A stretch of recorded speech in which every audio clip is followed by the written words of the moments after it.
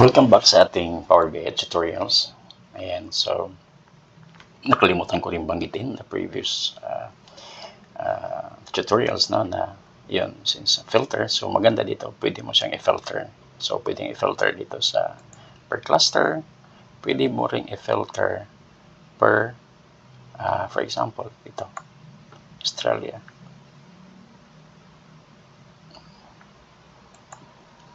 Ayan. So kung i-filter mo sa Prestra, makikita mo sino-sino yung mga SOF na managed by Member Australia. Ayan. So naka 036 kanila talaga yan. Ayan. No? Makikita mo yan. Ayan. So kung sa Philippines, ganun din. Ayan, makikita mo. Ayan. So sa Philippine Member Office, mayroong multi-currency, no? May USD, may Euro. Ayan. Engage. Ayan. So, ayan yung mga naano natin. No? Ayan. Si Spain. Ayan. Ito yung mga SOF ni Spain. So, ganun siya. Ayan. So, move na ako doon sa themes. Ayan. Ito namang sa themes, again, yung mga data dito is coming from EMS now. Yung the same with ano yung nasa awards. So, yung focus lang dito is yung themes. So, sa bawat SOF, mayroong associated na themes. So, it so happen na ang pinakamalaki nating awards ay walang theme. Ayan, na blanco siya. Pero nag-iisa lang siya. Ayan. So, alam natin na ito is sponsorship. Ayan, sponsorship.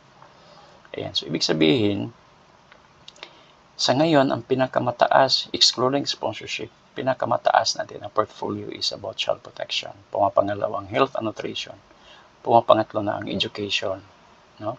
So, ayan, pag i-filter natin yung child protection, ano-ano mga SOF ang child protection? Ayan, makikita natin dito sa baba. Diba? Ayan, ganun na siya. No? Ganun yung ano dito. So, ayan, ang intention lang dito is we have a bird's eye view. Magkano ba yung budget natin in terms of thematic forecast, thematic forecast. Ganyan siya. So, yung pinakamalaki nga is ito. Ito yung sponsorship. Kaya lang, wala pang theme. Saan kaya ito papasok? Ayan, pumapangalawa ito. Ayan, protection. No? Ganyan siya. Ayan. So, ayan, i-proceed ko na dito sa currency, no? Actual currency rates. Ano naman ang meron dito? So, ito yung, sa baba, ito yung actual exchange rate, no? Bawat day, no? Bawat transaction na meron ang JL na nilagay natin. So, dito sa taas, ano yung currency na gusto mong i-filter? For example, sa ngayon, naka-filter ang Euro. So, ibig sabihin sa Euro na SOF, ito yung mga SOF na Euro. Ang domination, no? Ang currency domination. Diba? Ayan.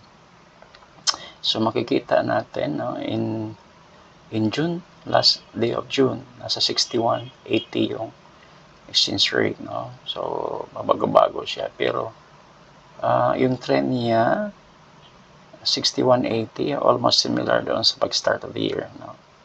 Ayan. So, ayan sa AUD, ganun din, makikita mo siya. Medyo pataas yung AUD. How about USD? Ayan. Ito. Hanggang June, no? So, pwede natin siyang liitan. Ito yun kasi, may December na data kasi nagkamali eh. Ito yun eh. No? Ayan. Kamali. May mga mali sa transaction date. Ayan. So, sa USD, medyo mataas na, no? 58, 55, 56, 55.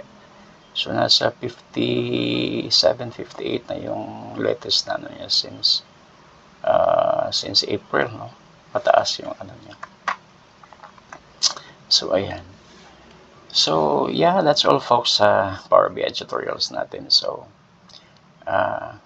makikita natin ang mga tutorials no, dito pag i-click natin dito later on sa i-release natin na Power BI report. Ayan. So, sa bawat tabs, mayroong mga ganyan. So, yan dyan natin i-link yung tutorials natin. So, salamat sa pakikinig. Ayan. So, thank you.